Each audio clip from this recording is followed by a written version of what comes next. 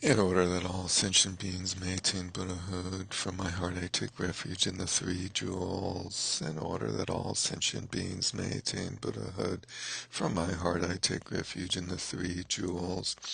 In order that all sentient beings may attain Buddhahood, from my heart I take refuge in the three jewels. Whatever the virtues, the many fields of knowledge, all are steps in the path of omniscience. May these arise in the clear mirror of intellect. O Manjushri, please accomplish this.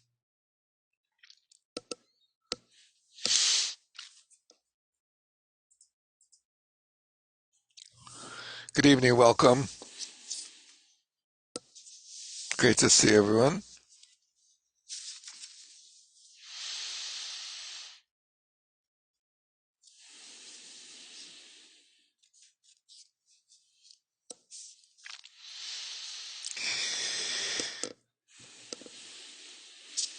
My recollection is that we stopped on page 55 with the header, The Way to Practice Shamatha.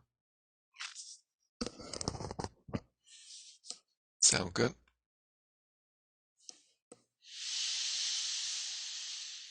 Okay.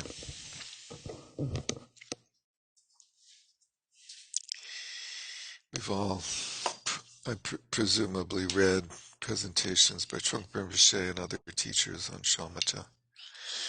And this is a little summary of the traditional version of the practice. It has 4 parts: the way the 8 applications produce mental stillness, which is the 8 antidotes to the 5 obstacles, and the way to achieve mental stillness through 9 stages, the famous 9 stages of shamatha. The way those stages or states, those 9 mental states, are achieved through the 6 strengths, and the way the 4 types of attention are involved in this process.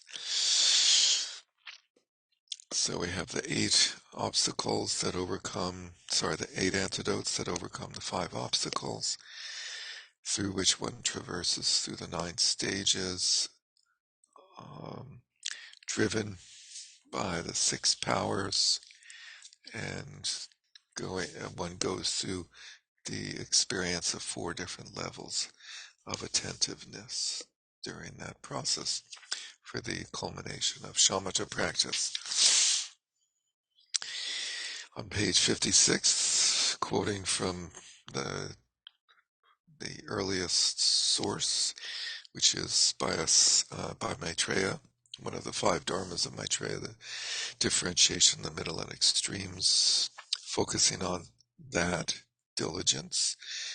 The previous section of the text talked about the necessity of diligence for practice and developing flexibility, the pliancy, suppleness that we read about last week, bring the achievement of all aims. So those 2 key factors, diligence and pliancy. This occurs from the cause of relying on the 8 applications that eliminate 5 faults. So sort of summing them up into diligence and pliancy, all 8. Laziness. So these are the obstacles to shamatha: laziness, forgetting what? Forgetting the instructions. Dullness and agitation, lack of application, and excessive application, too little, too much, are said to be the 5 faults. They are the basis. What is based on that? Cause and results. Not forgetting the object of meditation, recognition of dullness and agitation. So he's going through them in a sort of poetic way. So the basis is diligence. Based on that is flexibility. Causes and results are relying on the 8 applications that eliminate the 5 faults, starting with after laziness, which is primarily subdued by diligence and flexibility. Then not forgetting the object of meditation, which is basically the definition of mindfulness, recognition of dullness and agitation, which is alertness, active application to rejecting those, actively applying mindfulness and alertness to reject dullness and agitation, so exertion, and remaining naturally once there is pacification, so not applying the technique when not needed, so and results in equilibrium. The identification of the 5 faults and 8 applications was presented above. We may ask, how is meditative concentration practiced? Through abandoning those faults with those applications. First, if the 3 types of laziness arise, which involve being disinterested in cultivating samadhi, is one, delighting in what is not conducive to it. So that's the description of laziness. You should arouse the 3 types of faith, which entail seeing the excellent qualities of samadhi and being enraptured by those excellent qualities and their results. 3 types of laziness are sluggishness, lack of interest, and busyness. Interestingly, busyness is viewed as a type of laziness, just like doing things to avoid, like doing little things to avoid doing what we should be doing. You must have a strong, firm motivation that is highly focused and intent upon samadhi.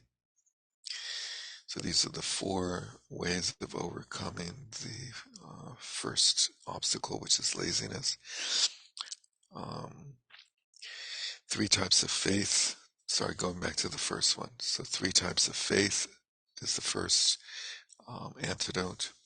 The second one is firm motivation, highly focused and intent. The third one is having considered the excellent qualities of samadhi, exerting yourself. So exertion, arouse great diligence, which is what the quote above started with. And by being willing to tolerate hardships when physical or mental weariness arise, you gradually develop physical and mental suppleness, which is another way of describing the flexibility or pliancy factor. So those 4 are the antidotes to the first obstacle, laziness. When placing your mind on an object of meditation, if you become distracted because you forget the instructions, which is the next obstacle, the 5th obstacle of the 8, arouse a strong stream of mindfulness. Bring your mind back to the object of meditation again and again and rest. At that time, while doing that, if the faults of dullness and agitation arise, so we may have remembered the object and we bring our mind back to it over and over again, but our mind is dull, our ability to experience the object is dim, is limited, or we have a sense of the object but we're agitated, our mind is sort of all over the place. If the faults of dullness or agitation arise, or you are afraid they will, so you anticipate this antidote, which is activate the watchfulness of alertness and recognize them. Alertness has these 2 domains. One is current dullness and agitation, and the propensity for dullness and agitation. Like if we feel like we're a little bit sleepy today when we meditate, as we sit down, we do what we need to not let that increase in our meditation practice and occur. We can sort of feel like we have a propensity for dullness or agitation in advance of their occurrence. And when you were distracted by and the traditional analogy was like a sheriff. I'm not sure how traditional sheriffs are. They go back to the Wild West, right? So, but the image was of a peacekeeper in a village who, whenever uh, the peace is broken by discord in the village, they are aware of it. They're constantly keeping track of that, and when when they see it coming from a distance, they prepare for it. When you are distracted by dullness and agitation, and are unable to apply yourself to the object of meditation or lack the energy to do so, arouse your exertion and diligence to clear away dullness and agitation by either tightening or relaxing, and then meditate. As the force of dullness and agitation diminishes, over applying your mind will cause it to move. It's an odd phrase, over applying your mind. It's really over applying the antidotes, over applying mindfulness, alertness, and exertion will cause your mind to be agitated, will cause your mind to move around. So the main three antidotes are mindfulness, alertness, and exertion. And exertion is similar to conscientiousness, which we saw earlier as the third factor of shamatha. So those are the three main antidotes.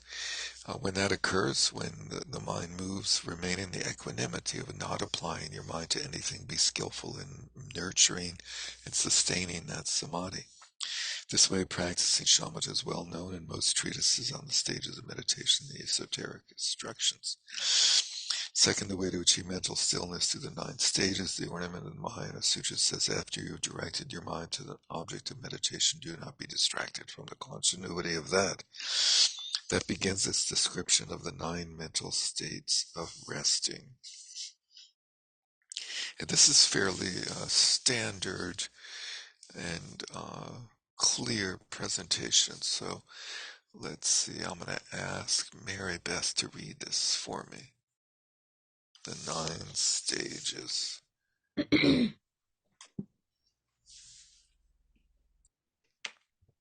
Okay. Settling, completely draw in the mind that is not resting when it strays to and is distracted by externally appearing objects and so forth, and direct it inwardly to the object of meditation, as the text says. After you've directed your mind to an object of meditation, 2, continuous settling, without letting the mind that was initially directed towards an object of meditation be distracted to anything else. Settle in prolonging the continuity of that concentration, as it says. Do not be distracted from the continuity of that. 3, renewed settling.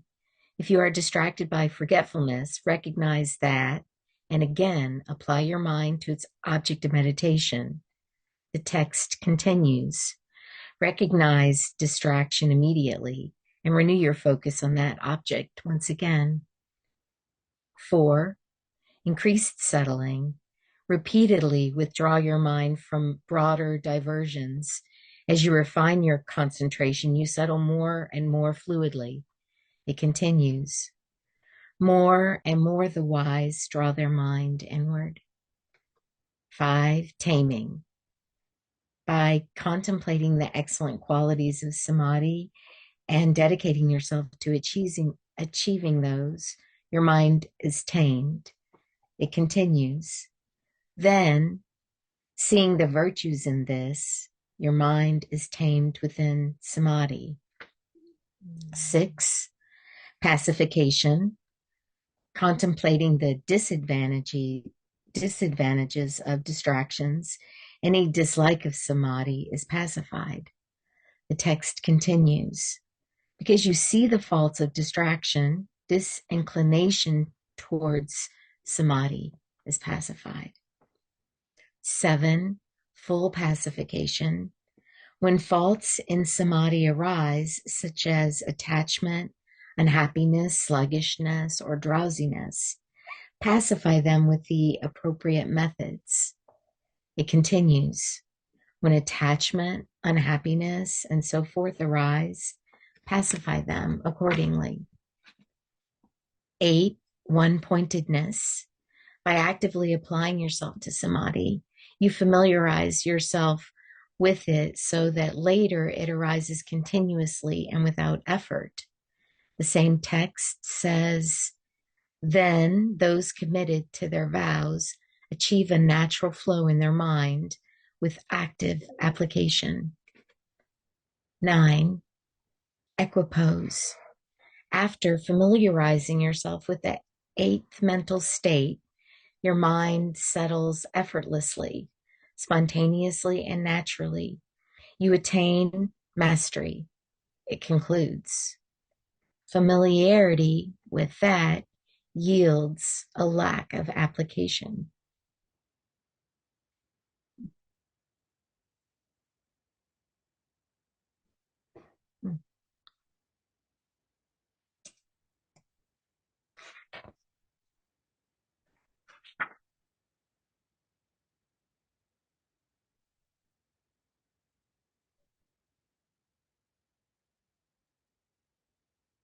You're muted. Great. Thank you very much, Mary Beth. So then we have the way those nine mental states, which present a fairly succinct, smooth, idealized progression through the practice of shamatha from beginning to end. The way those are achieved through the six strengths, according to the teachings in the Shravaka Bhumi by Sangha on cultivating shamatha by means of the six strengths. The six are the strengths of hearing, reflection, mindfulness, alertness, diligence, and familiarization. Personally, I find these to be the most helpful way of understanding the progression of shamatha and what's helpful in shamatha. Hearing and reflection. So the strength of hearing produces the first mental state of settling because it enables you to settle your mind on an object of meditation simply by having heard from someone else about how to settle the mind on an object of meditation. So we receive instruction and we begin to apply it. The strength of reflection ensues the second mental state of continuous settling. It enables you to settle a bit more by extending the continuity of your concentration, since you repeatedly reflect upon and sustain your initial examination of the object of meditation. So here we've received instruction and we're applying the instructions and beginning to think about like why we're doing what we're doing, why use this technique, what are we meditating for, how are we meditating, how is it working, how is it not working, how do I focus on the object and so forth. So we don't often talk about these stages, but I think this is really helpful way of pointing out that before we actually can engage successfully in the practice, we really need to it helps to appreciate the early stages of the practice where we're trying to figure out the technique and how to apply it.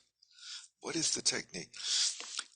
It's not unusual to hear teachings, hear the presentation, the instructions on meditation, and not understand them correctly the first time. I don't. I think I think that does happen.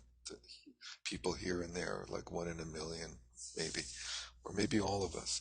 Like we hear instructions, and the first time we hear them, we think we got them, but we find out later on that, oh, there was a nuance there that I didn't catch. And so it really helps to read more about the technique or talk more about the technique with your meditation instructor or with somebody, or hear additional teachings on the technique. Understand, why do we do the eyes open? Why do we have the out breath only? Why do we have the posture and so forth? And that I think help is one of the most helpful things in being able to progress in the practice. The strength of mindfulness. So this is the antidote to not to forgetting the object. It yields the two mental states of renewed settling and increased settling. These are stages 3 and 4 of the 9. If you're distracted from the object of meditation, mindfulness will cause you to recollect that previous object of meditation. And this is a little nuance about mindfulness, as we saw earlier, that it's paying attention to something that we're familiar with. We've already encountered an object, and then we apply mindfulness to it. We remember it. We become familiar with it. If you're distracted from the object of meditation, will cause you to recollect that and draw your attention back. From the start, the force created by the strength of mindfulness prevents the mind from wandering from its object of meditation. So they often talk about the stake of mindfulness, just like really firmly planting the goal of mindfulness in our being as we practice. Let's see, the strength of alertness, which is the antidote for dullness and agitation, brings the achievement of the two mental states of taming and pacification, 5 and 6. And alertness is aware of thoughts and secondary mental afflictions as they arise.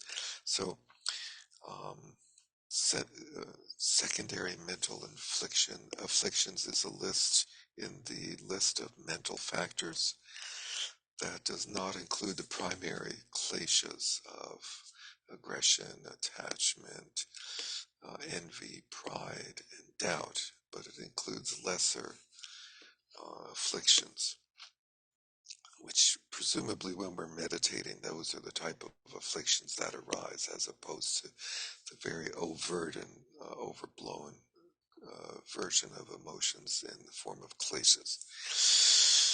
So recognizes these afflictions as they arise, and the mind pursues them. Is aware of the mind pursuing them. Alertness also sees their disadvantages and does not allow the mind to scatter. So we see that continuing to plague ourselves by going over things that didn't happen the way we want them to. Things like that don't really get us anywhere. The strength of diligence produces the two mental states of full pacification, 1.7, 8. Because not tolerating even the smallest thought or secondary mental afflictions, it energetically eliminates them, and because it creates a continuous samadhi, not interrupted by dullness or agitation.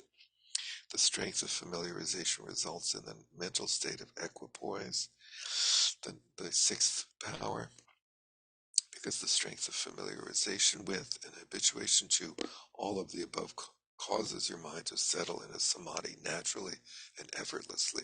So the implication of the sixth strength is to harmonize strengths 3, 4, and 5, to harmonize mindfulness, alertness, and diligence, so that we don't have too much, we don't have too little, and that they work together. Mindfulness takes the lead, alertness provides the support, and diligence fuels the overall situation. And then equilibrium is the harmonizing of those factors.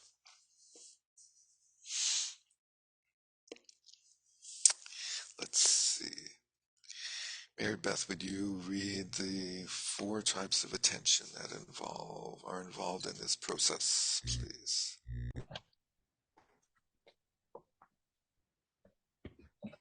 It is explained that 4 types of attention work with the above 9 mental states of resting. They are attention that is tightly focused, attention that engages intermittently, attention that engages uninterruptedly, and attention that engages spontaneously. During the first 2 mental states, there is attention that is tightly focused, since it is necessary to strenuously tighten your concentration. Then, during the next 5 mental states, there is attention that engages intermittently, Since you are unable to sustain shamatha for a long time due to interruptions by dullness, agitation, and so forth. During that eighth mental state, there is attention that engages uninterruptedly since you're able to sustain shamatha for a long time without being interrupted by dullness, agitation, and so forth.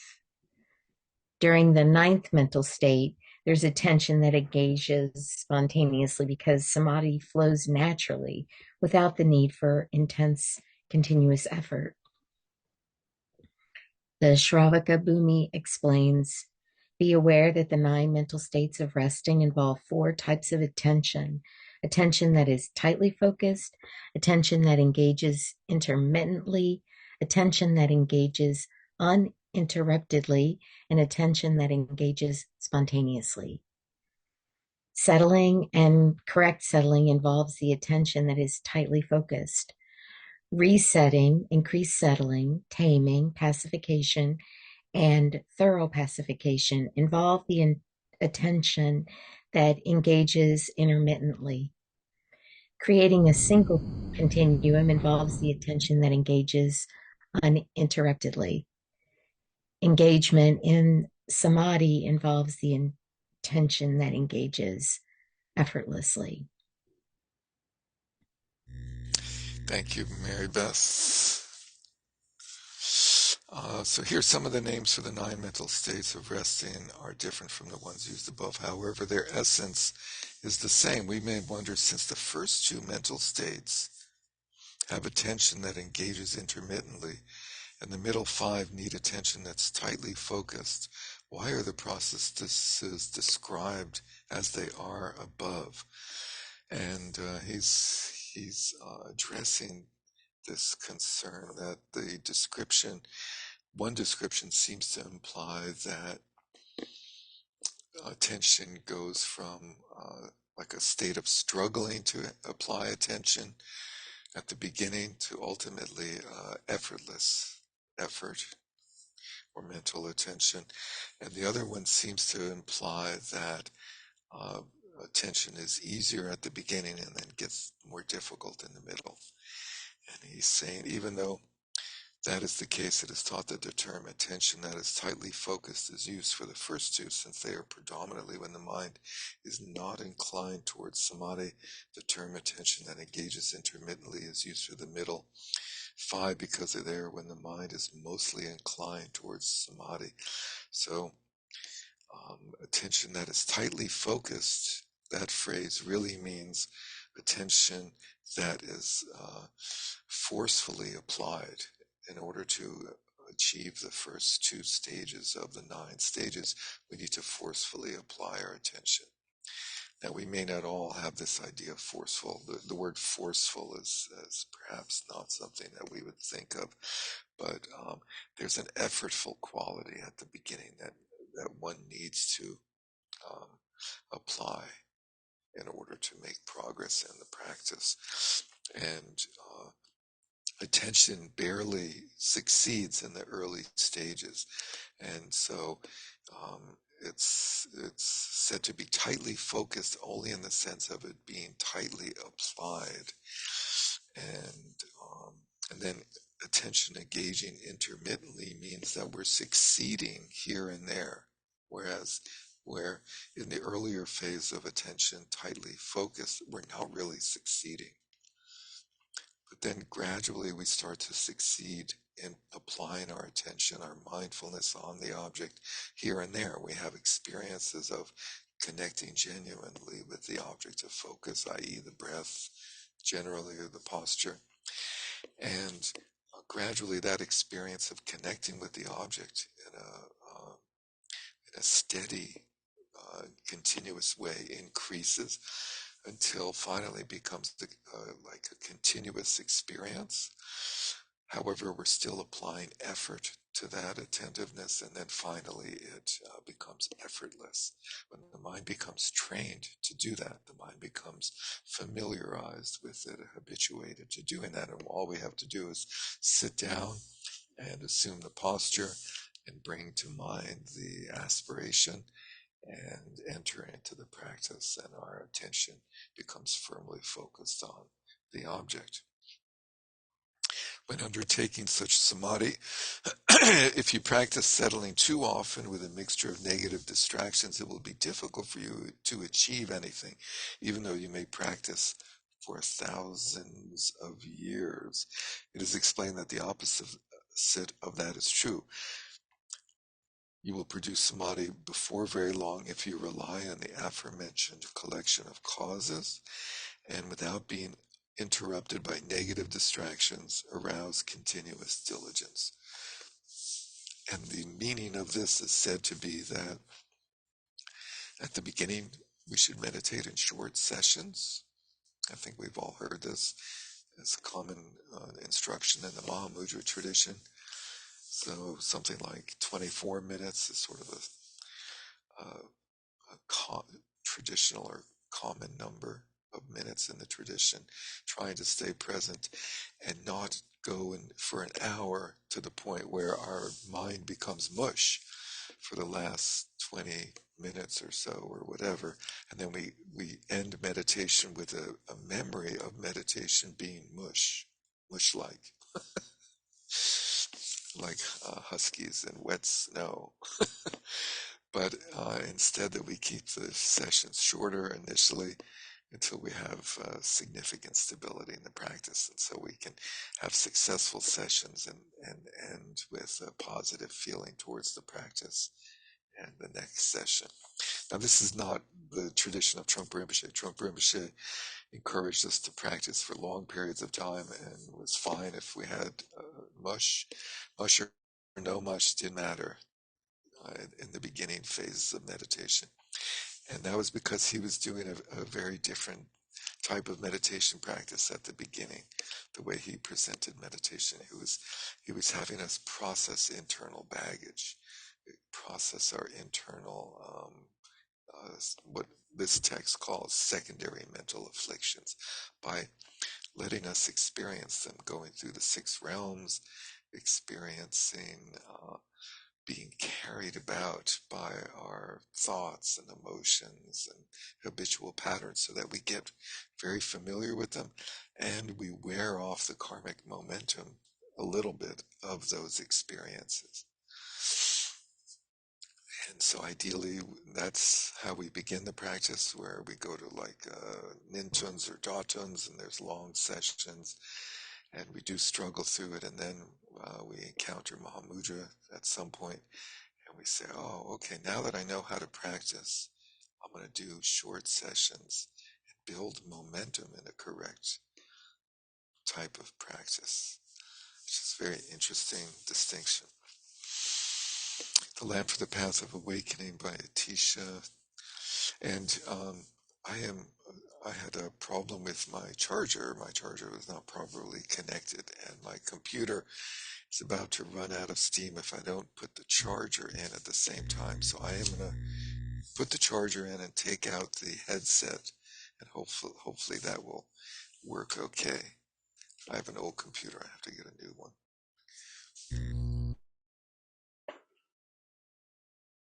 How's that? Is that viable?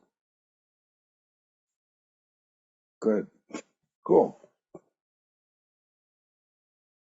Feels weird without my cocoon though. And shamatha and its branches are impaired, so all the different categories. You may meditate with intense exertion for 1,000 years, but you will not produce any samadhi. And the synopsis of the Paramitas by Arya Shura says, with uninterrupted yoga, strive to produce meditative concentration. If you repeatedly slack off, fire will not appear from friction. And so this is a reference to the image of starting a fire.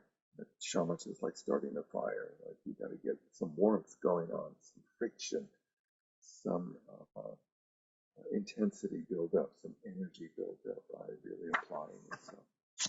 The next page, the process of yoga is the same. Do not stop until you reach what is exceptional. That's their form of encouragement. This completes the explanation of the way to cultivate samadhi. Sorry, shamatha. Many of you may be familiar with this, but there's a cool way of charting all the different factors of shamatha that we've been through, which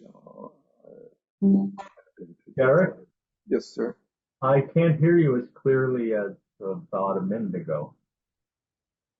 Yeah, I described that I have a problem with my computer and I'm going to need to speak without the headphones. So I'll try to speak as loud as possible. That's better. Yeah. Good. Derek, could you try turning off original sound and see if that helps a little? Oh, I'm going to turn up the volume too. How's that?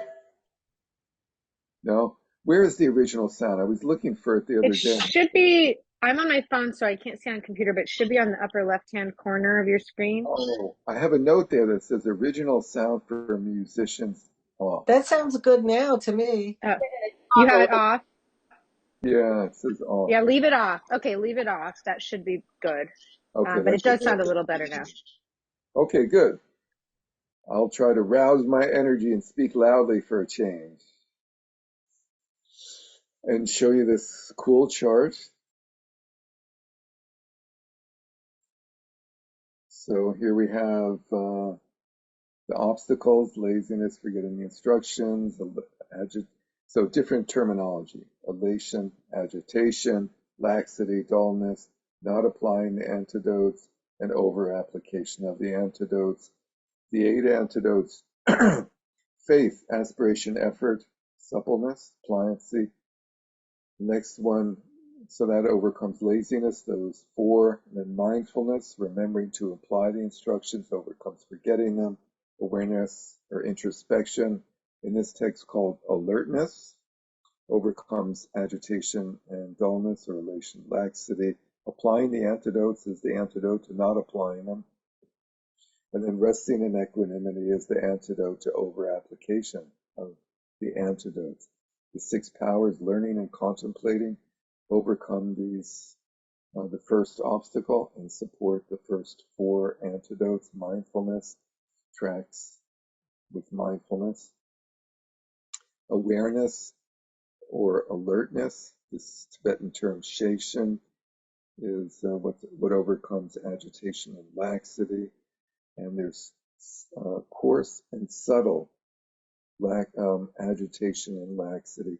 And when they divide things in finely in this scheme, they say that exertion helps overcome subtle agitation and dullness or elation and laxity, as well as helps one overcome not applying the antidotes and supports the application of the antidotes. And the thorough familiarity with all of the different aspects overcomes the over application and results in resting in equanimity.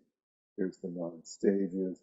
And then it's in the Mahamudra tradition, called the practice tradition in most texts. We have this scheme that's called the 5 experiences. First, there's the experience of movement in meditation, like a waterfall. It's like we're in a waterfall and that thoughts, there's just a constant barrage of thoughts in the early stages of meditation. After that, approach is the name for a fast-moving river. We're no longer in a waterfall, but it's still like a lot of activity going on. And then familiarity is like a slow-moving river. Stability is like a calm lake. And then perfection is like the ocean or like a mountain. Traditions differ slightly in how they present these. 3 levels of the practice. Preparation is the first 3 stages. Actual meditation is stages 4 and 5. And then increasing meditation is stages 7 to 9 of the 9 stages. The 3 qualities we cultivate in the practice. Stability is cultivated with the first 3 powers, learning, contemplating, and mindfulness. Cultivates stability. Alertness, awareness, introspection cultivates vividness or clarity, and exertion and familiarity cultivates strength in the practice. So these 3 are the main qualities of shamatha: stability, or stable, stillness rather, vividness, clarity, knowing what's going on, and then strength, being able to pierce into the object that we're meditating on, pierce into whatever experience we're having. We can actually penetrate into it. And then the four mental applications we just went through, engaging through concentration, so a forceful version without much success, and then uninterruptedly, periodically, we're actually able to engage, and then we can engage uninterruptedly, and then we engage effortlessly. So that concludes a brief presentation of shamatha in what's called the shared tradition between the Sutrayana and the Vajrayana. So now we go into the fun part, Vipassana. Any comments before we launch into that? Okay. Sue? Yeah. Is this an appropriate object of meditation?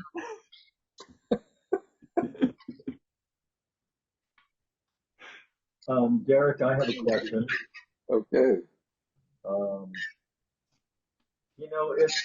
When I look at all these stages and characteristics, I don't have a good way of knowing where I'm at in all this. You know what I mean? I think it's easy to either delude myself, or Can you mute while you're talking? not even really know where I'm at in the stages.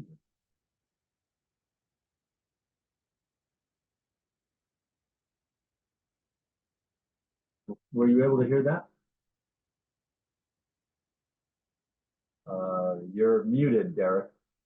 Sorry, I was distracted by reading the chat. So I've been trying to encourage you to work with the 6 powers as the best way to gain a handle on the situation.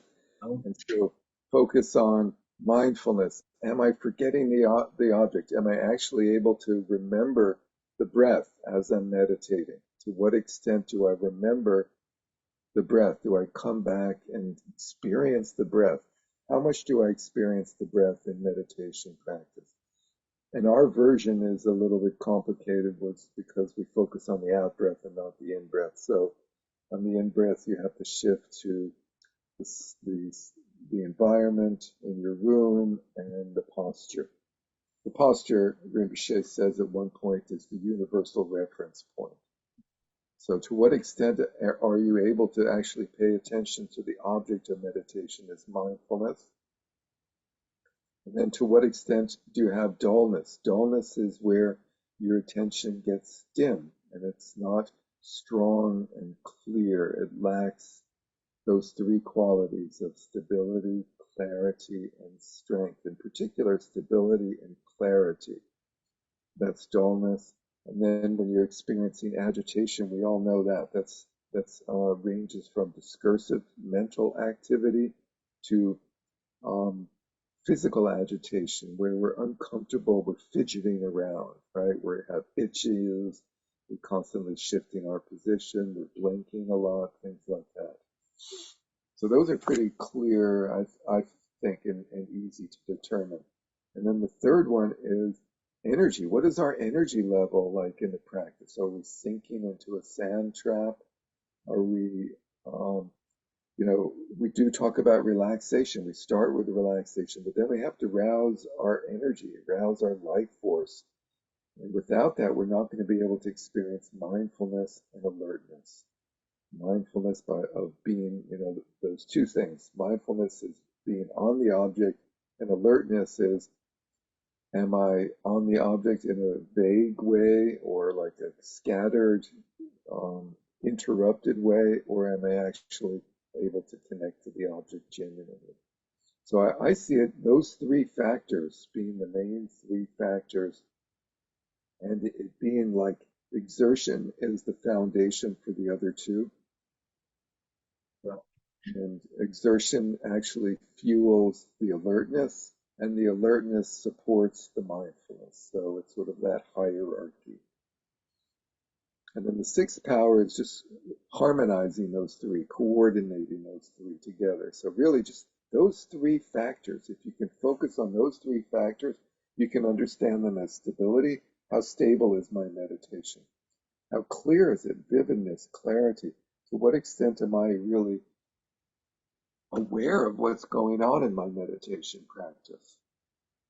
And then the third one is strength. To what extent am I able to stay present and really look at my experience, penetrate into my experience? So I think those three things out of all of these different lists are really the thing to focus on. Thank you. And in the chat, Debbie asked if I could circulate the chart, and I will do that. Thank you for asking. Was there anything else before we launch into Vipassana? Sue? Well, don't you think that all of this is sort of natural? Like you could be trying to, apply this or apply that or apply whatever, but that if you practice, this is sort of a description of what just kind of happens as you go along. That it's a natural kind of unfolding. In my experience, it's only natural if you apply all of these instructions.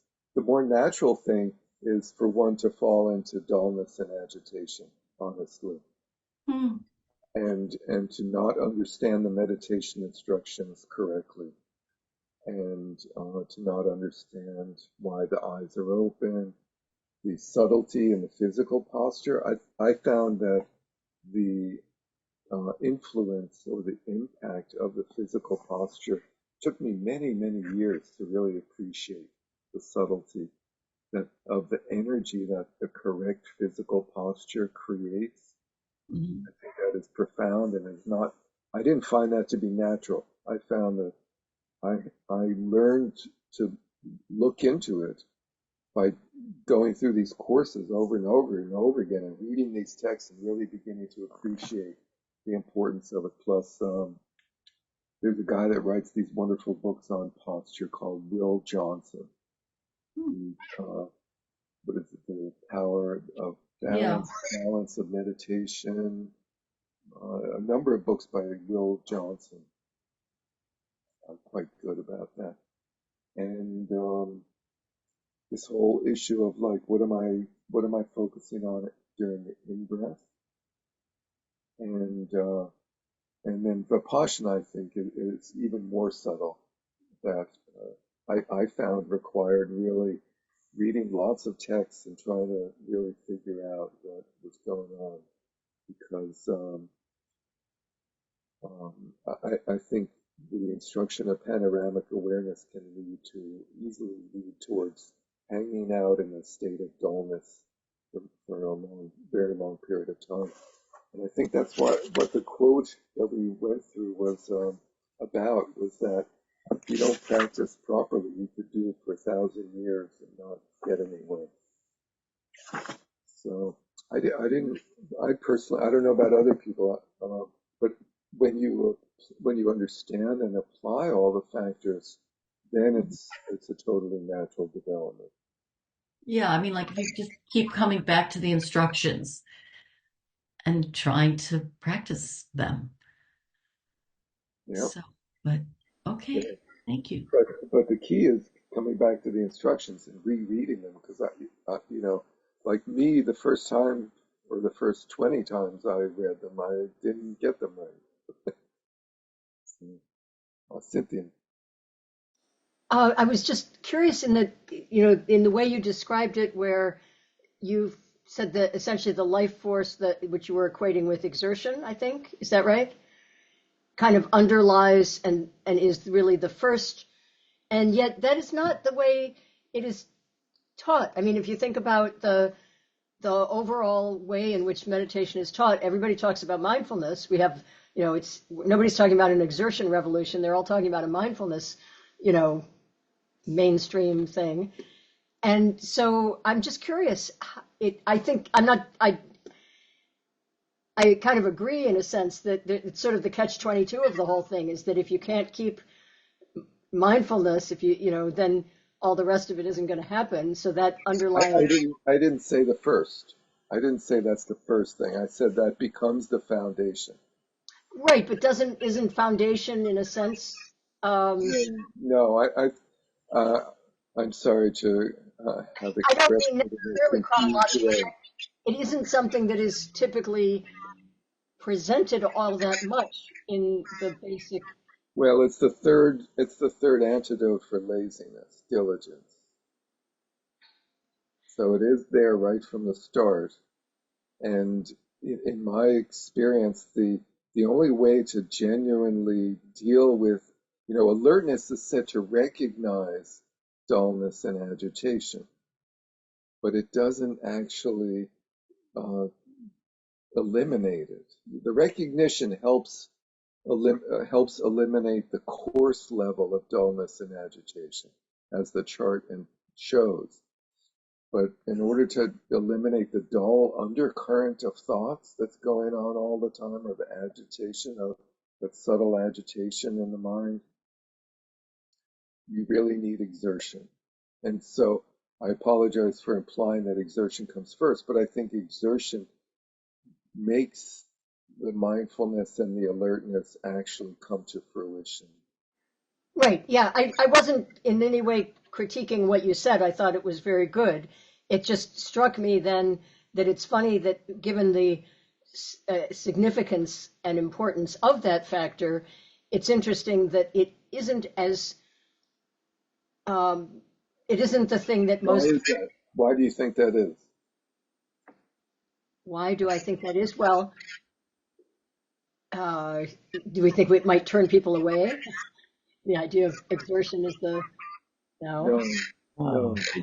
I think I you have to cultivate the awareness first. Yeah, I'm just starting, like my posture.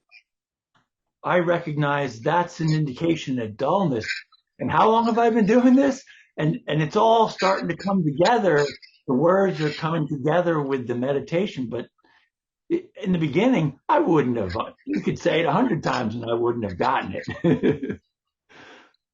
Emily, thank you, Chris.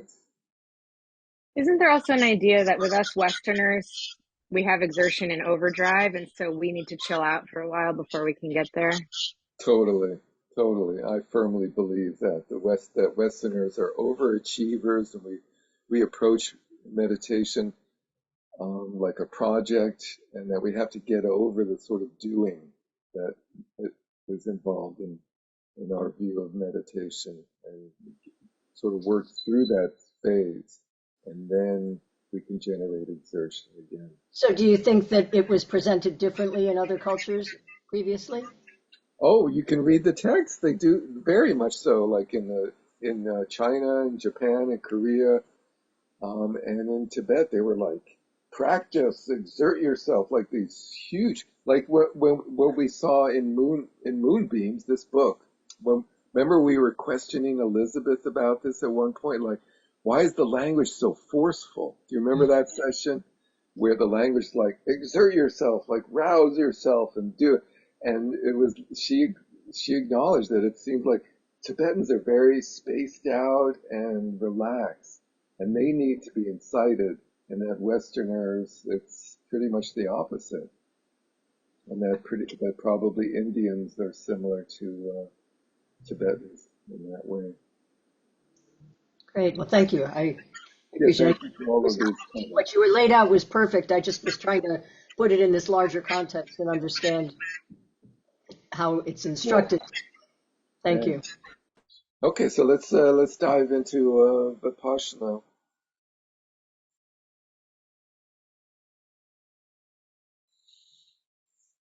The way to cultivate Vipassana. So on page 63, there are two parts: the general way of cultivating and the way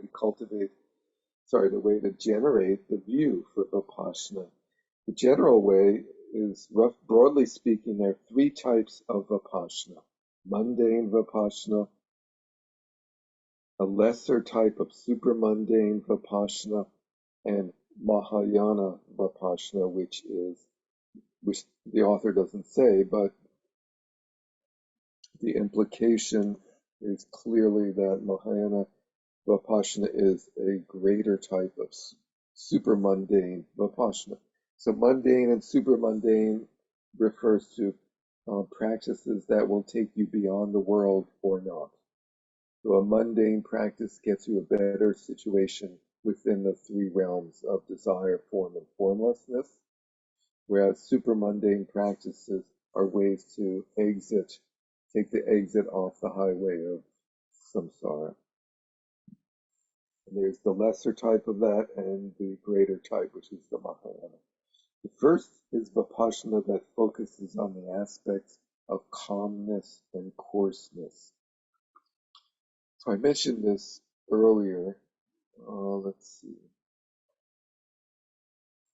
This is the type of Vipassana or insight into the subtleties of one's experience that someone who's practicing the absorption states would apply in order to go from shamatha into the absorption states, into the first absorption, and then from the first absorption to the second. And it involves identifying which qualities, which factors in one's mental and physical being are more coarse and which ones are more subtle or calm in each phase of the practice. And then one eliminates those which are more coarse in order to further enhance those qualities which are more calm, and thereby to progress from one level of absorption to the next. And so this is called mundane Vipassana because the absorptions on their own do not result in exiting from samsara. They result in better and better experiences of situations within samsara. The middle is the Vipassana that focuses on the Four Truths. So the Four Truths, the noble ones, the first turning of the wheel of the Dharma teachings, what we might call Hinayana, with an emphasis on refuting a refutation, on the refuting a self of persons. Of the two types of self, there's persons and dharmas. This lesser supramundane practice focuses on refuting the self of persons. The latter is the Vipassana that is to be cultivated here, the latter being the greater supramundane or the Mahayana Vipassana, which will include refuting both a self of persons and a self of phenomena or dharmas. Quoting from the sutra where the Buddha goes through these, the Vipassana that arises from characteristics is the prajna. So sort of equivalence or relationship or equating of Vipassana and prajna. The prajna that engages the characteristics of the objects, which is a preparatory phase of Vipassana. And then we have the Vipassana that arises from thorough investigation is the prajna that understands what was not understood about the abiding state of the view.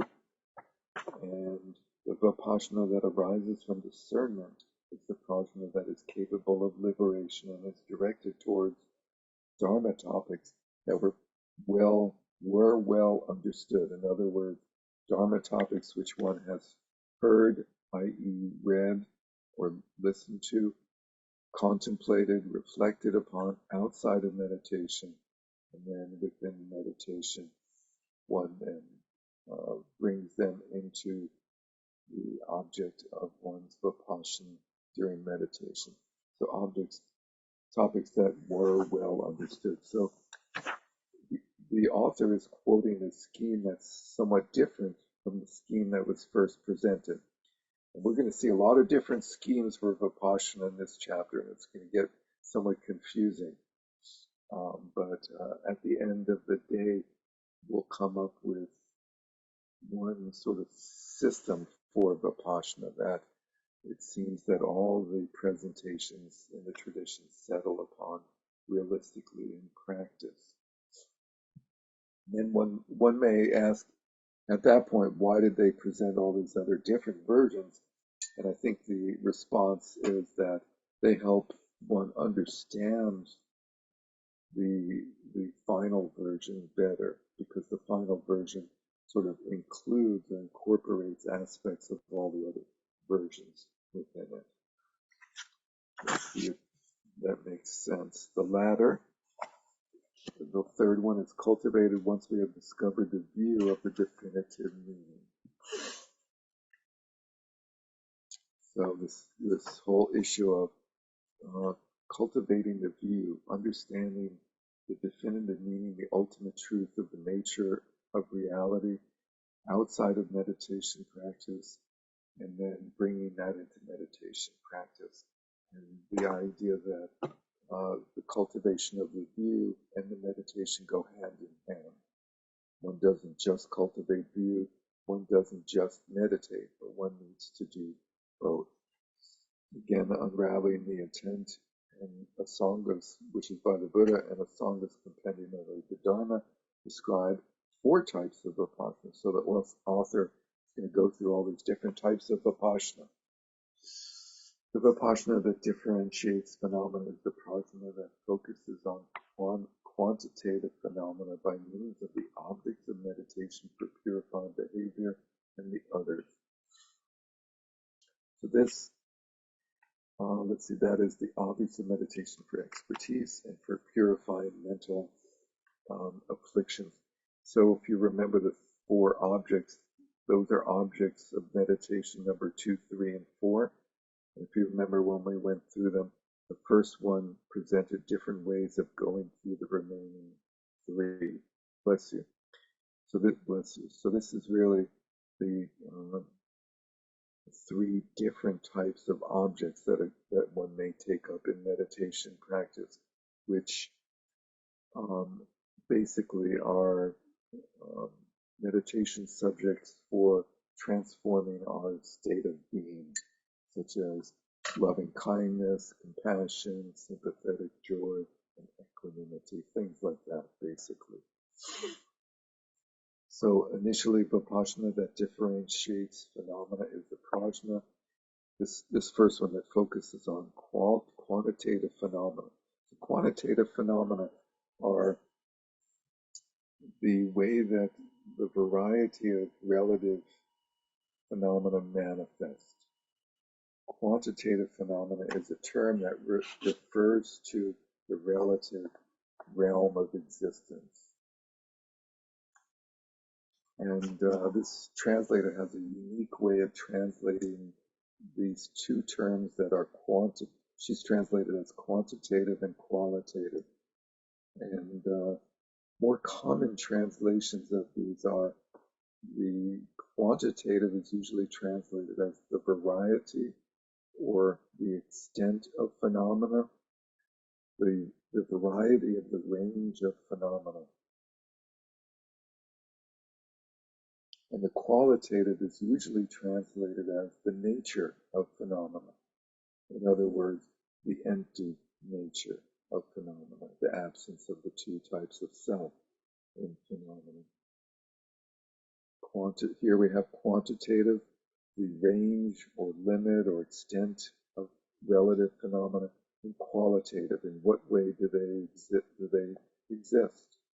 they exist as truly existent? Do they exist as relatively existent, empty, dependent arisings? Is the conclusion of the view. So the view, cultivating the view, entails understanding the relative and the ultimate levels of truth, the 2 truths. What is the ultimate truth? And what is the relative truth?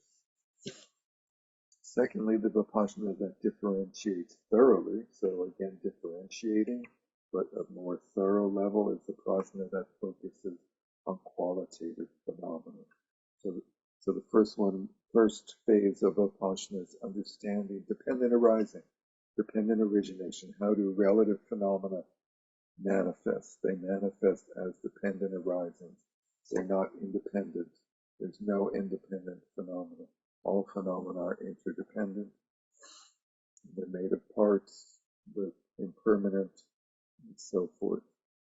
And then The second phase is understanding, well, what's the nature of all these phenomena? How do they exist? Do they exist as truly individual, separate entities that have their own essence?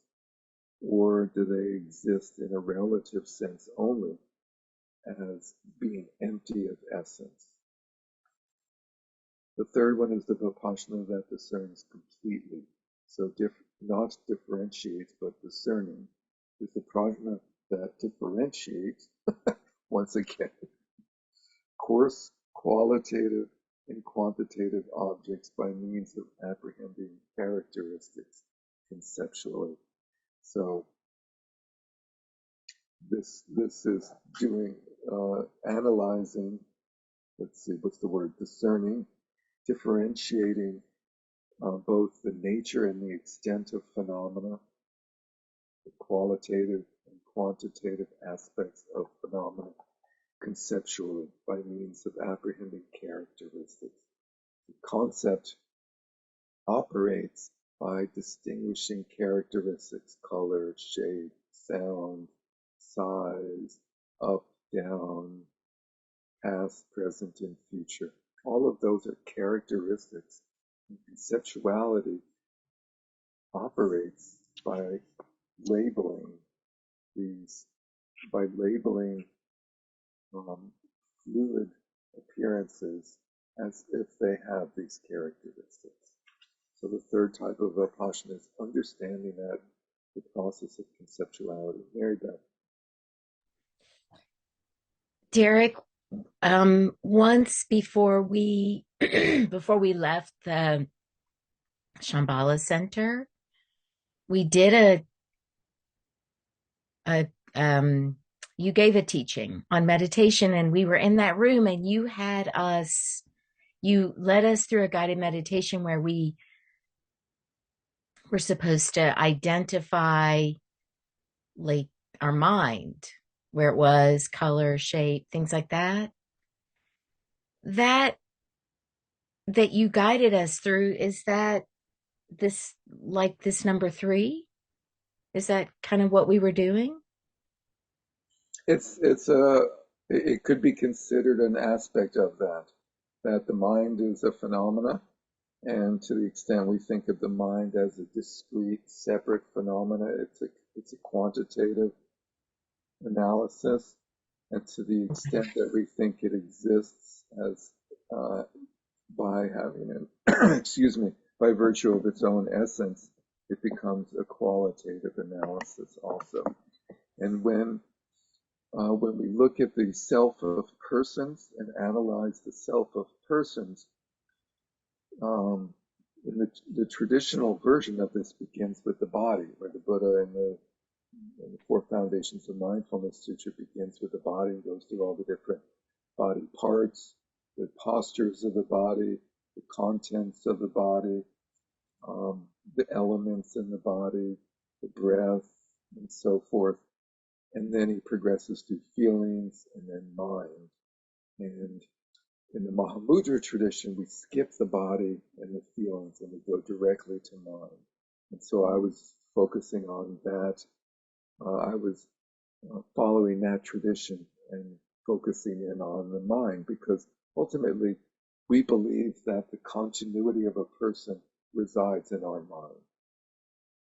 When we all come down to it, we realize that the body is not me.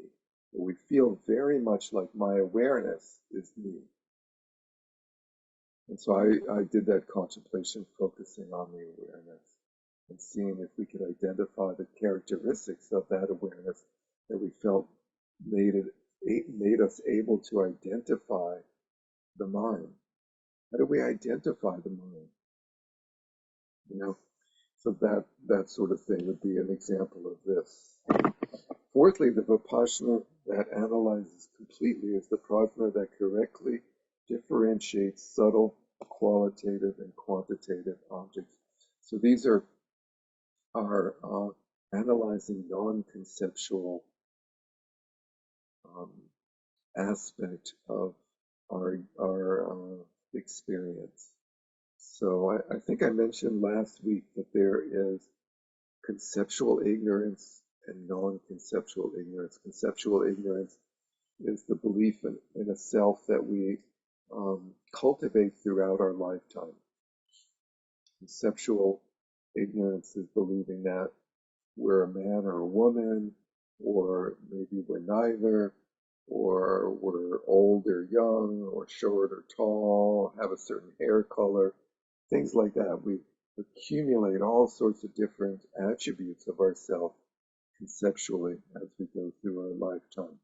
We have a profession, who are you? And we immediately describe our profession.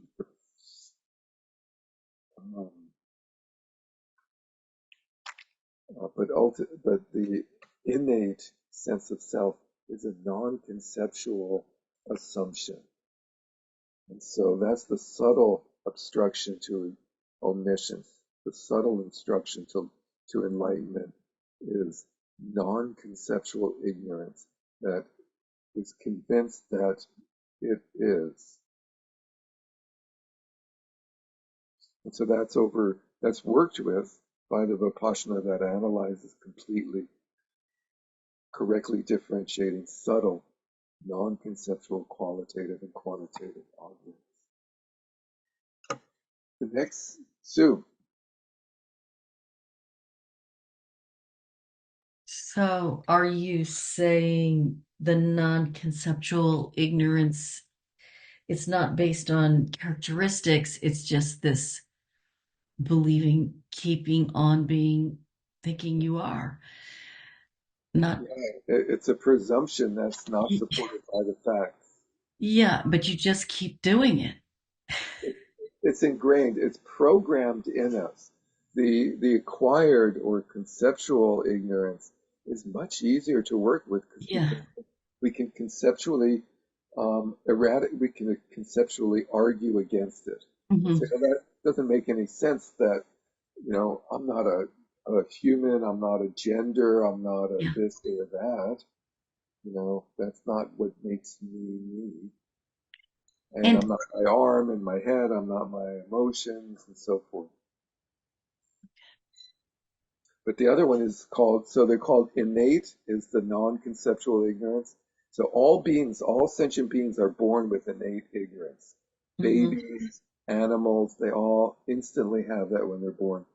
And then they develop conceptual ignorance as they go through their lives, developing an idea of who and what they are and how and why and so forth, self-importance and so on.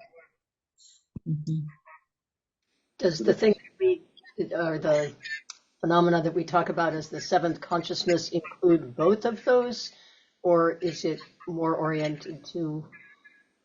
I think the seventh is more oriented towards the innate, but that's a good question. I'm not really sure if I've ever seen it localized in the eighth in the scheme of the eight consciousnesses. I have to think about that.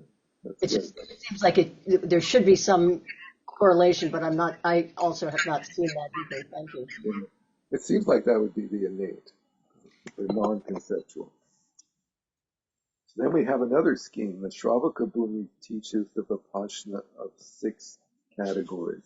So just to review, if you go back a page, we had a scheme of 3 types of Vipassana.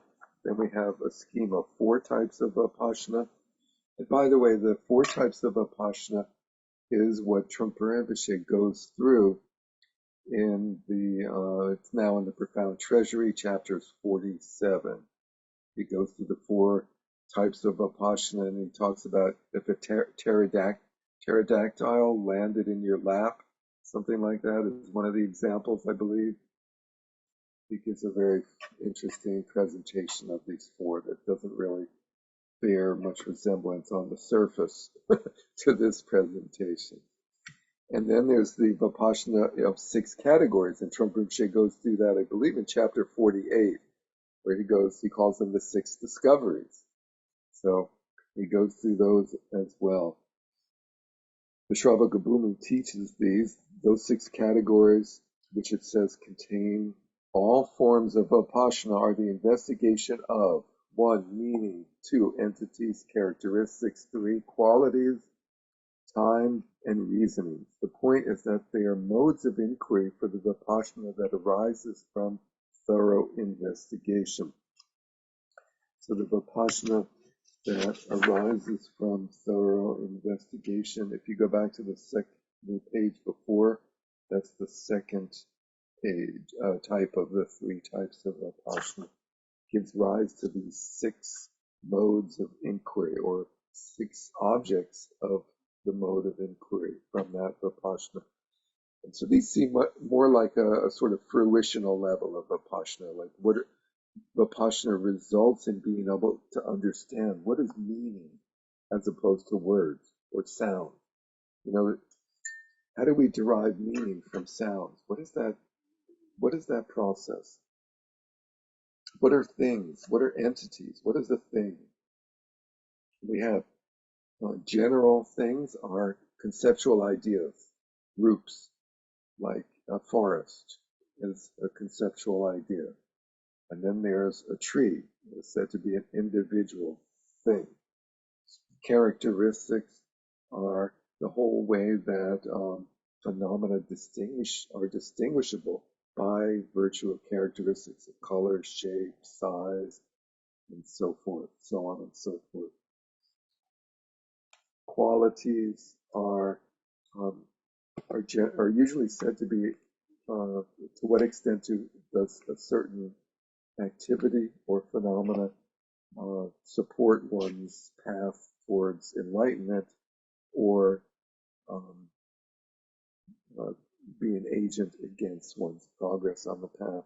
And then time is understanding the 3 times. What's the past, the present, and the future? And in what way does the past impact the present and the future, even though the past is gone? How does that work? And then reasoning, and this involved using logical reasoning based upon fact. Reasoning in Buddhism starts with fact, which is a slippery slope, but it's defined as the valid ascertainment by non-conceptual cognition, which means the senses. And it's really based on consensus, like we all see something as red, but we know that there's people who are colorblind that see the color red as a different color. And so what is actually the correct color in that case? But we say that the red is the valid answer because it's the majority. So logic has a certain limited extent of applicability where it works up to a certain point and then logic falls apart. But they don't emphasize the falling apart part here. They emphasize the importance of logic, and logic is very helpful on the path. And the fundamental logic is that for some reason we're all interested in Buddhism and meditation. And why is that? What's the logic of that? Why are we interested in Buddhism and meditation? Is there somebody that has made us do that? Or do we think it looks cool, or is fun or entertaining? Or do we think somehow it's going to support my development as a human being, potentially to enlightenment? So what's the logic of that? What is the logic that we all have for thinking that enlightenment is possible? So that 6th topic explores reasoning, focused upon primarily that issue. Sue. Could you just review about the entities one? Oh yeah, sure. So entities are of 2 types. There's what we call general, what we call conceptualized entities, ideas. A forest is an idea. A forest is a grouping of trees. And when you encounter a forest, you can tell that it's an idea because you can't really determine where it begins and where it ends. You know, when you're in the middle of the forest, you're in the forest. But at the edge of the forest, it's like, is that tree in the forest or outside the forest? How far away are the trees at the edge of the forest where they're no longer in the forest. Totally, there's no way of distinguishing that. So that's a good indication that it's a general conceptual idea. Whereas the trees, for this, from this point of view, are initially held to be what's called specifically characterized phenomena, that they have a non-conceptual existence outside of our perception and labeling process. Forests exist only in our mind.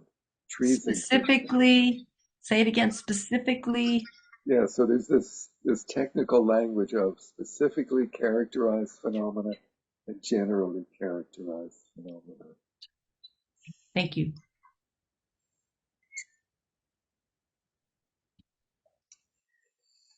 So let's see. The point is that they are modes of inquiry for the Vipassana that arises from thorough investigation. And I think I have enough juice to end the class with a headset here.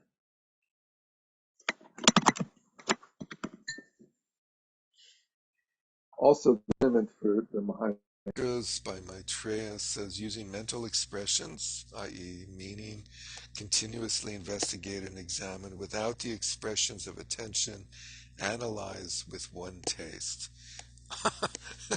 I don't know, that I guess is a general way of characterizing those, perhaps. It's a little unclear.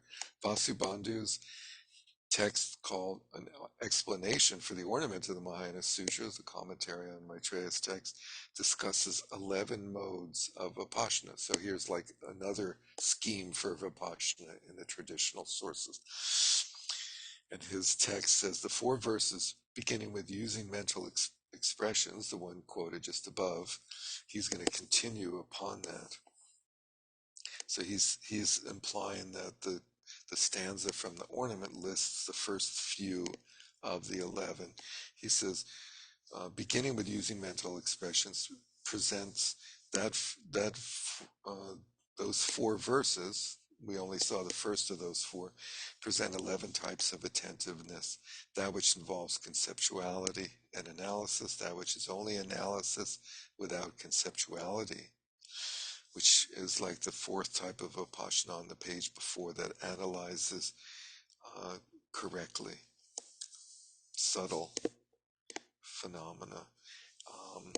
That which is only analysis without conceptuality, that which involves neither conceptuality nor analysis, which sounds like Trungpa Rinpoche's type of Vipassana.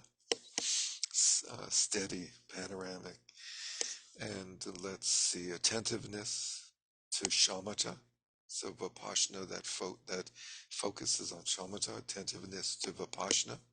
No idea what that means. Vipassana, that is attentiveness to Vipassana. Attentiveness to the unification. Attentiveness with the characteristics of concentration, with the characteristics of shamatha, of equanimity, constant attentiveness, and devoted attentiveness. So these guys clearly have a predilection for just coming up with many different lists to confuse us. So I wouldn't let them confuse us. Let's not let them confuse us and not fixate on these.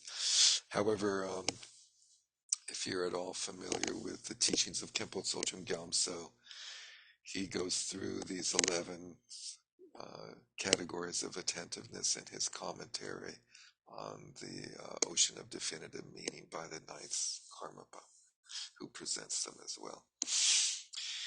After the quote, the author says those 11 modes of Vipassana are a comprehensive presentation of Vipassana. The first are concerned with the investigation of the view, the middle with meditation on the view, and the latter with the Vipassana that is directed towards the view.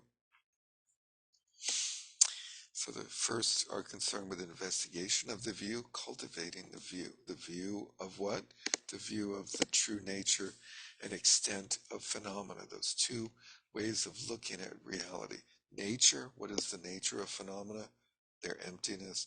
And extent, how do phenomena manifest? Causes and conditions, interdependent, arising. And then the middle with meditation on that view. So cultivating the view through meditation, and the latter with Vipassana that is directed towards the view. So presumably the middle ones are more shamatha type, and the latter ones are more Vipassana type.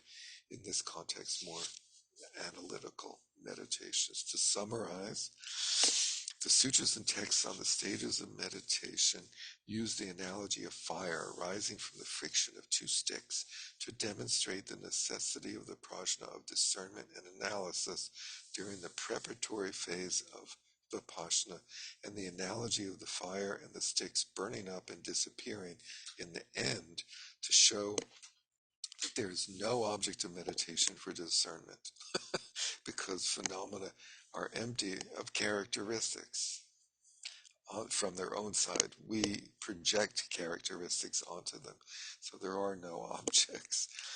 To show that there is no object of meditation for discernment, analysis, and so forth. So we analyze to the point where the object of analysis disappears. This is during the actual practice of Vipassana. So he's also suddenly entered into the arena, a scheme of two types of Vipassana called preparatory phase of Vipassana and actual phase of Vipassana. And the preparatory phase of Vipassana is analytical, discursive, investigating, differentiating, and the actual practice of Vipassana is unmoving, non-conceptual, unflinching. And the terminology of preparatory and actual, I think we should be very careful not to be fooled into thinking that the preparatory phase of Vipassana is like sort of short, and that the actual phase of Vipassana then goes on for a very long time. If you need to practice actual Vipassana for a very long time, then you're not actually practicing actual Vipassana. In other words, the preparatory phase, in our language, preparatory means sort of like quick and early, and you get through it. I think that's highly misleading, and it's more like this is like what we cultivate over the long term. This phase of Vipassana that's involves analysis and inquiry, investigation, and then periodically and sporadically we experience actual Vipassana where we've understood the import of emptiness and we're able to gain little glimpses of not having a conceptual framework going on in our being here and there. That is also explained in the instructions on Madhyamaka by the great Lord Atisha, and this is a short text by Atisha, the Madhyamaka Padesha that those of us in the Rime Shedra classes before have seen in numerous courses that we've done. And the author, there's a translation of most of that text. We'll come to it soon. Thus, giving rise to the view is essential to the process of cultivating Vipassana. So view and meditation going together. Cynthia.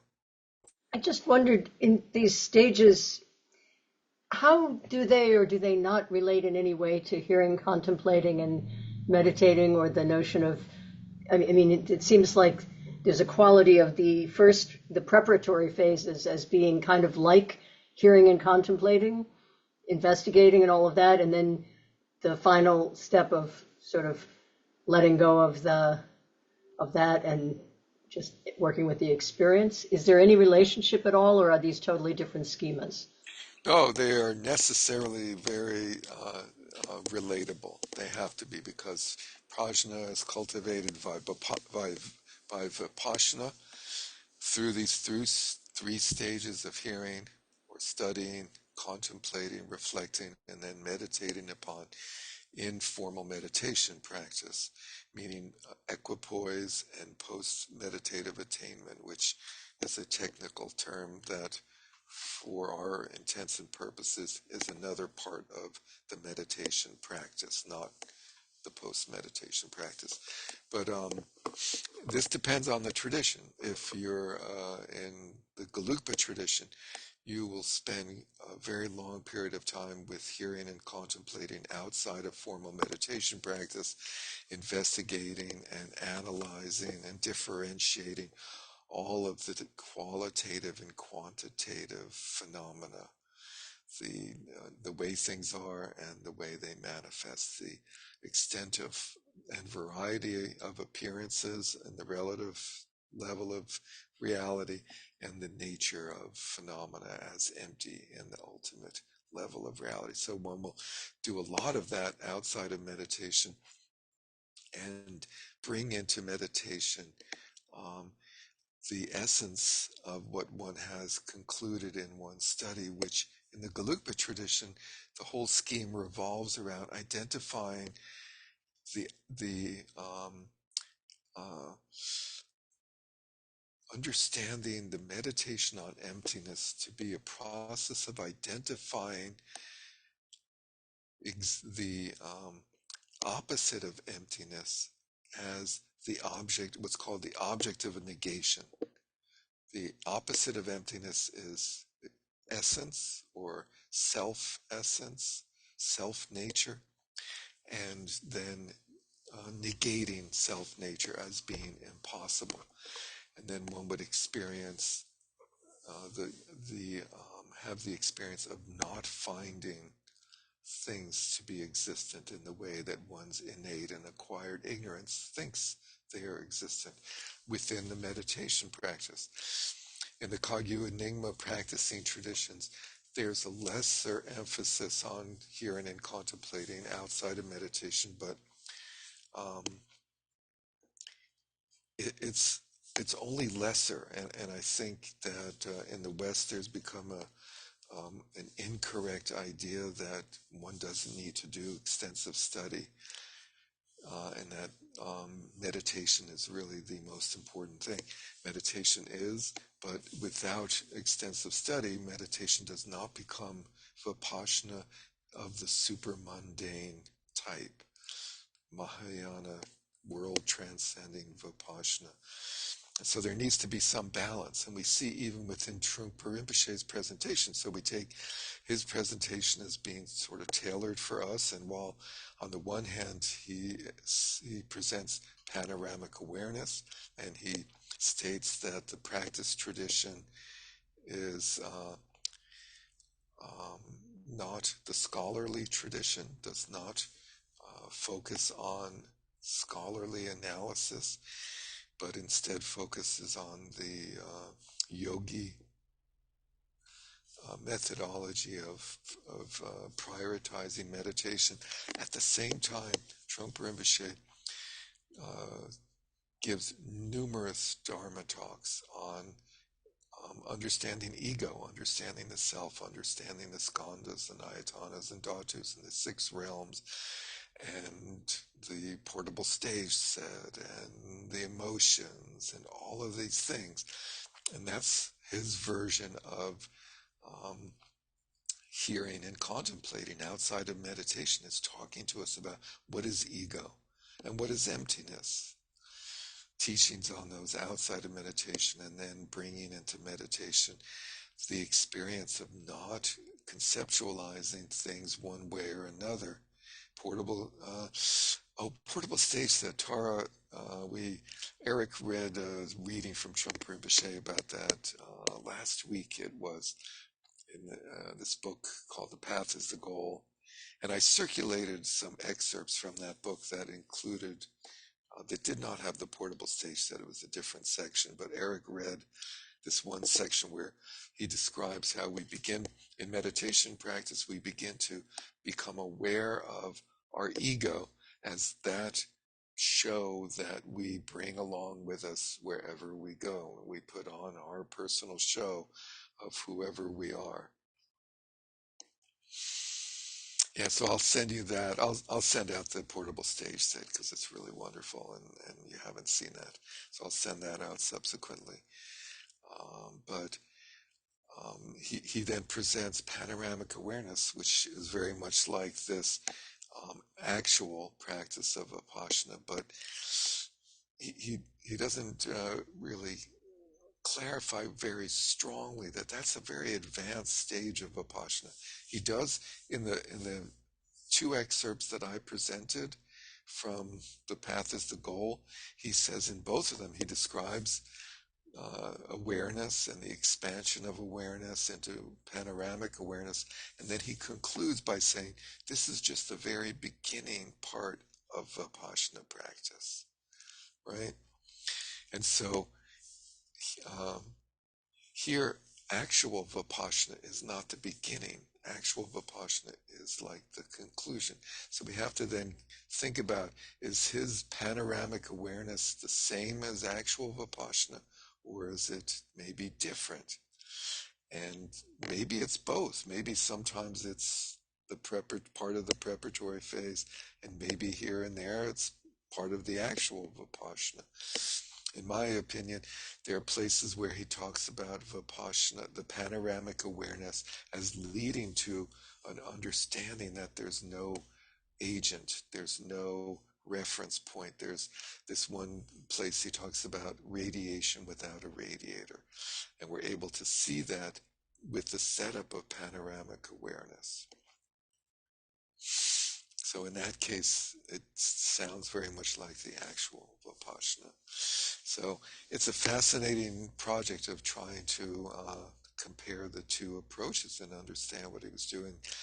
And if you're really interested in that, there's a course on the Rime Shadra website where we went through a comparison of his presentation of Shamatha Vipassana with that given by Jamgon Kongtrul in his Treasury of Knowledge, which is the textbook that Trungpa Rinpoche used as his source for the seminary teachings, along with numerous other classical sources.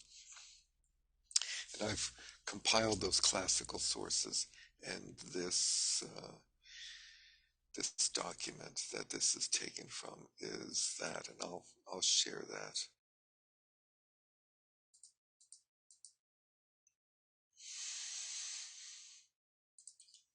So we have all these other versions of text where they go through the 3 Vipassanas and the 4 Vipassanas and the 6 Vipassanas and so forth. And it helps flesh out these otherwise rather cryptic explanations of Vipassana. So I'll share that. In that, we should bring this to conclusion, given that it's a little bit past our end time.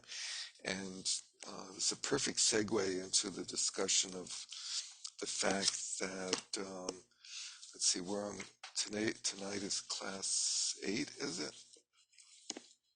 Something like that. And we have originally scheduled, tonight is class 8, and we were supposed to go to page 71, and we're on page, where are we? Page 65. So let's see, we made it. Halfway. How many pages did we go tonight? Yeah. We made it. We started at 55, so 10. Okay, good. It's 10 pages. So we're going slowly and carefully and thoroughly through this, which I don't know about you guys, but I find more fun. And so I would be of the opinion of extending the course, as I've done with many of these courses. Those of you who are new, these courses tend to go on way past the original number. And we'll just take it until we finish this part of the material that's outlined in this current segment, finishing up with Vipassana, and then this section called Removing Doubts about how to sustain meditation on the view, where the author goes through some of these, some comparisons of these different types of Vipassana with other traditions. It's quite interesting. And so I would be in favor of just continuing to go through at this speed and finish this, and then we can talk about the next segment of this, whether to go right into, have like a 1 week break and then go into the next segment of this book if people are interested, or to I'll launch into something else more obscure and nerdy depending what people are, if people want to continue with this, I would be in favor of that. Comments? Thumbs up? I want to say thank you. I mean, this was very, very interesting. Thank you for going through these six, the four and the six, and yeah, it's neat to look at Trungpa Rinpoche's version of these and other versions of them. I circulated a version tonight before class by Shamar Rinpoche, right, where he goes through the 3, the 4, and the 6, and so you can read that at your leisure. And that is one small part of that large source book that I just showed, which happens to be some unbelievable number of pages of 307 pages. So, any other comments, questions, suggestions before we end? Barbara? No, I have nothing to compare this translation to, but I think it's really good somehow, because even though the material is still, it's you have to work with it a lot, but the sentences kind of are. What do you think? It's clear. It's Yeah. so good. It's so good. It's so clear, so readable, and so it's so accessible. I personally would wish for more things about it, like if like I found he names a text called Instructions on Madhyamaka. So in order to find out who the author of that is, you have to go through the bibliography author by author to find that text. So that's a tiny little shortcoming. But generally, in particular, compared to the older translation, this is a really helpful, amazingly helpful. Yeah. Should we conclude?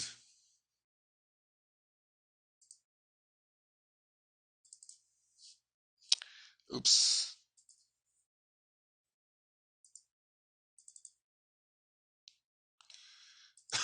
Let's try this one more time. There it is. The chance. By this merit may all attain omniscience, may it defeat the enemy wrongdoing from the stormy waves of birth, old age, sickness, and death, from the ocean of samsara. May I free all beings. By the confidence of the golden sun of the great east, may the lotus garden of the Rigdon's wisdom bloom. May the dark ignorance of sentient beings be dispelled. May all beings enjoy profound, brilliant glory.